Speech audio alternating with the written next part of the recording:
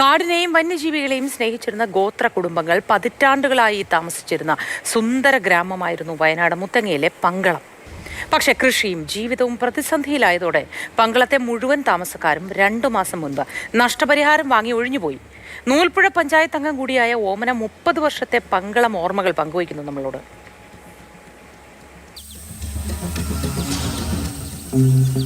നല്ലൊരു സ്ഥലമായിരുന്നു പങ്കളം എന്ന് പറഞ്ഞാൽ. ഞാൻ വന്നിട്ടിപ്പോൾ 30 വർഷത്തോളമായി. കല്യാണം കഴിച്ച് വരുമ്പോൾ ഇവിടെയൊക്കെ സ്വർഗ്ഗമായിരുന്നു. എന്ത് കൃഷി ചെയ്താലും കിട്ടും, പോയി വരാനും എല്ലാത്തിനും ഒരു ബുദ്ധിമുട്ടുമില്ല. കറണ്ട് ഇല്ലാന്നൊരു ഇതേ ബുദ്ധിമുട്ട് മാത്രമേ ഉള്ളൂ. വെള്ളത്തിനാണ് വെള്ളം, എല്ലാം നല്ലതായിരുന്നു. നല്ലൊരു സ്ഥലമായിരുന്നു. ഒരു 5 വർഷത്തിൻ്റെ ഇടയ്ക്ക് ഭയങ്കര ശല്യമായിരുന്നു. അത് കാരണം പിന്നെ നിൽക്കാൻ പുറത്തില്ല. ഇത് കണ്ടോ, ഫുള്ള് ആനപ്പിണ്ടം മാത്രമേ ഉള്ളൂ. വയലിൽ നിറച്ചു. ഇവിടെയൊക്കെ നിറയെ കൃഷികൾ ഉണ്ടായിരുന്നതായിരുന്നു. ആ മാനീൻ്റെ അവിടെ മുതൽ ഇവിടം വരെ ഞങ്ങളുടെ വല്യച്ഛൻ്റെ വയലും, ഇതൊരു വല്യച്ഛൻ്റെ വയലും, ഇതിൻ്റെ ആ മാടത്തിൻ്റെ അവിടെ നിന്ന് മുതൽ കുറച്ച് താഴെ വരെ ഞങ്ങളുടെ വയലും ആയിരുന്നു. അതിൻ്റെ അപ്പുറത്തേക്ക് വേറൊരു വല്യച്ഛൻ്റെ വയലും. എല്ലാം കൃഷി ഇറക്കിയിട്ടുണ്ടായിരുന്നതാണ്. ഇപ്പോൾ ഒന്നും ഇല്ലാണ്ടായി. സങ്കടമുണ്ട് കാണുമ്പോൾ. പക്ഷെ ഇവിടെ നിൽക്കാൻ പറ്റാത്ത അവസ്ഥയായിരുന്നു. അത് കാരണം മാത്രമാണ് നമുക്ക് ഇവിടുന്ന് പോവേണ്ടി വന്നത്.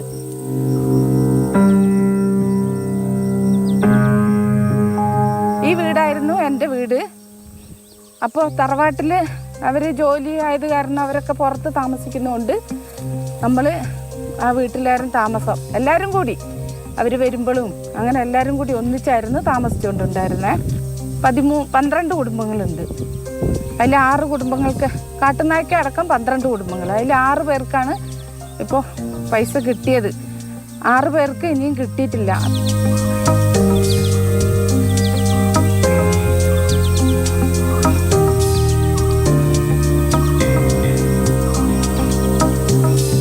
ഇതാണ് താമസിച്ചുകൊണ്ടുണ്ടായിരുന്ന വീട്.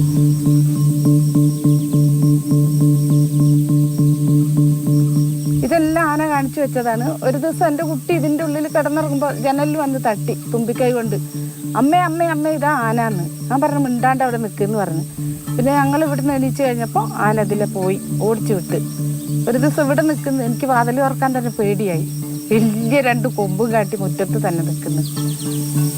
അതൊക്കെ കണ്ടപ്പോൾ ഭയങ്കര പേടി. രാത്രിയായ മക്കൾക്ക് ബാത്റൂമിൽ പോകാൻ ബുദ്ധിമുട്ട്. ബാത്റൂം പുറത്തേക്കല്ലേ, അപ്പോൾ വെട്ടവും വെളിച്ചം ഇല്ലാത്തതുകൊണ്ട് ബാത്റൂമിലേക്കൊക്കെ പോകാൻ ബുദ്ധിമുട്ടാണ്. അതിൻ്റെ ഒരു പ്രശ്നം നല്ലോണം അനുഭവിച്ചു ഞങ്ങൾ. ഇവിടെ ആന വന്ന് വാതിൽ തട്ടും, ബാത്റൂം തട്ടും. അപ്പം എനിക്കാണ് പേടി. ഞാൻ എണീച്ച് ചുമരിലേക്ക് എന്തെങ്കിലും എടുത്ത് അടിക്കും, ഒച്ച ഉണ്ടാക്കും. അല്ലെങ്കിൽ പാത്രം എടുത്തിട്ട് എന്തെങ്കിലും ഒച്ച ഉണ്ടാക്കും.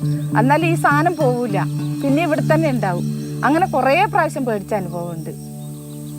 വാതിലെങ്ങാനും തട്ടി തുറന്ന് വരുമോ എന്നുള്ളൊരു പേടിയുണ്ടായിരുന്നു. തെങ്ങെല്ലാം പെയിന്റ് അടിച്ച പോലെ ആക്കി വെച്ചോണ്ടോ. എല്ലാം കൊണ്ട് ദുരിതപ്പെട്ടപ്പോഴാണ് നമ്മൾ ഇവിടുന്ന് പോയത്.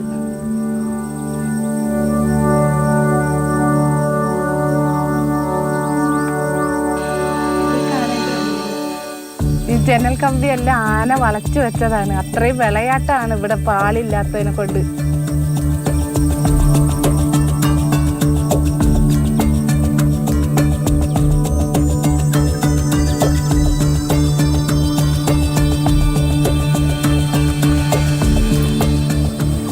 പങ്കളത്തെ പണ്ടത്തെ കേണിയാണിത്. ഇതിൽ നിന്നായിരുന്നു വെള്ളം കൊണ്ടുപോയിക്കൊണ്ടുണ്ടായിരുന്നത്.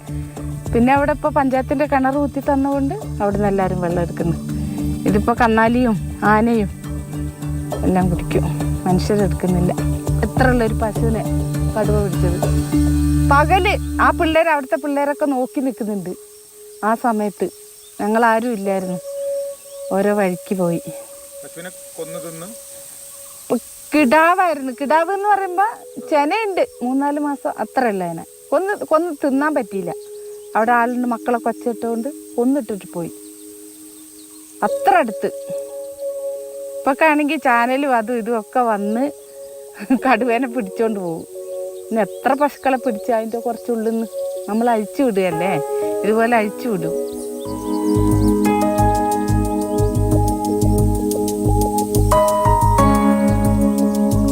ഉപദ്രവിച്ചെന്ന് പറയുമ്പോ അത് തീറ്റ തേടി വരുന്നു പോകുന്നു, അത്രേ ഉള്ളൂ. നമ്മളെ ഉപദ്രവിക്കാനല്ല, നമ്മക്ക് പേടി. അങ്ങനെ വരുമ്പോ നമ്മക്ക് പേടി.